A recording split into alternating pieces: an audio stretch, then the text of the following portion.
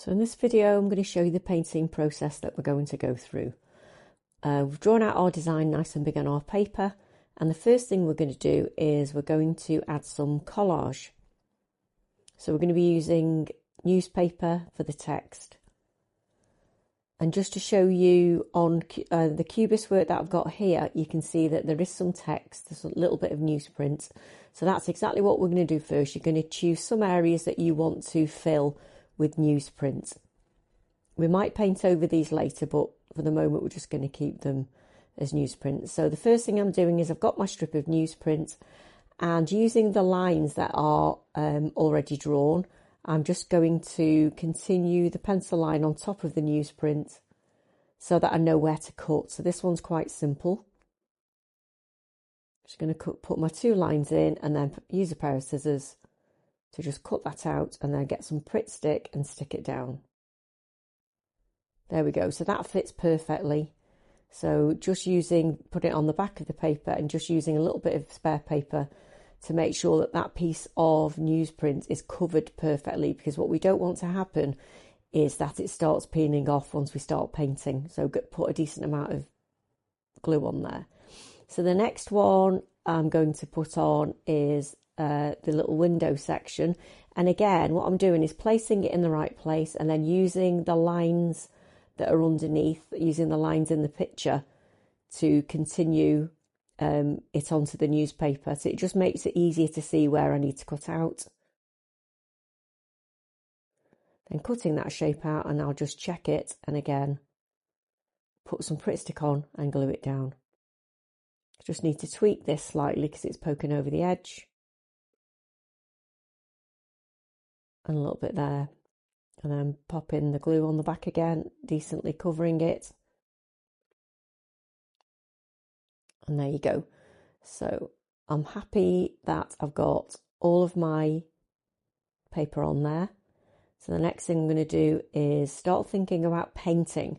So the first thing I thought we'd do is just to do some tonal painting. So going from dark to light in the background areas. So where I've just got plain shapes today, what I'm going to do is I'm just going to choose some of them, and I'm going to paint some tonal paint colour. And now we've practiced doing these gradients in class already, and you should already have decided what colours you're going to use. So I'm going to use some of this cool red and go into sort of pinks to go lighter. So I'll be adding white and go into black to put my dark bits in. So I'm just picking up a decent amount of colour on my brush, wiping the excess onto my mixing palette and shaping the brush into a point, so that I don't go over my lines, because I want these lovely lines, so I want to keep them nice and clean. So using only the tip of the brush to get a nice crisp edge, and popping that red just where I want the solid colour to be, watering that colour down and then mixing it straight onto the white to get a pink. And again, wiping the excess onto my mixing palette, and then using a backwards and forward motion to try to mix the paint on the paper. Now this paint is very transparent, so what you find is you will see some brush marks, but as long as it doesn't look too stripy, that's what we want. So we want to get rid of these bands of colour. So you can see I've got a band of colour between the dark red and the pink, so I will show you how to get rid of that. But the next thing I'm going to do is to mix a lighter pink by adding more white into my colour and just trying to blend that out, so I'm getting towards a gradient effect. But you can see that I'm going backwards and forwards. So what I then do is I just wipe off the excess. I'm making an in-betweeny sort of light pink and a dark pink, and using that in-betweeny colour to try to blend my two wet colours together. And then I'm cleaning my brush, I'm squeezing out the water and drying it, just squeezing that water off there so it's nice and dry.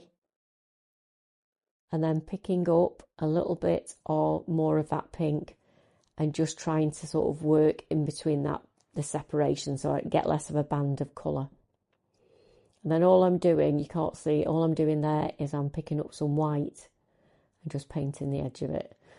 I mean, that's not perfect, but it looks okay. It is a gradient, and when it dries a bit better, a bit flatter. So now I'm going to go from dark red into a maroon and then black. So just painting a nice flat colour using the pink the red on the brush, mixing it into the black, so I get like a dark, it is sort of like a maroony black, although you can't really see it. And then I'm going to mix a maroon to put in between them two, so using my red and just dragging that paint. That wet paint is still mixable, the black, so just mixing some red into it and trying to mix it on the paper. And again, you can still see some brush marks, but we're just trying to get it as neat and as flat as we can. You're never going to get it perfectly flat with watercolour because it will show you brush marks. If we had a paint called gouache, which is a watercolour that dries a bit flatter, we'd have a little bit less brush marks, but we haven't got any of that in school. So we're just going to make do with what we've got. So to blend those two bands of colour together, it's just a case of, whilst the paint is still wet, using a little bit of the red to blend it out. Okay, so here I am just finishing the last bit of my tonal painting off. And when we come back next time, I'll be showing you how I'm going to paint the musical instruments and some texture. So just drying my brush there, trying to get this as nice and flat as I can. You can see I'm just sort of mixing it on the paper, and I'm quite happy with that, I think. So that's the first bit of our painting done. I'll be back next time to show you how to add the instruments and to put some more textured paint on there. So I'll see you then.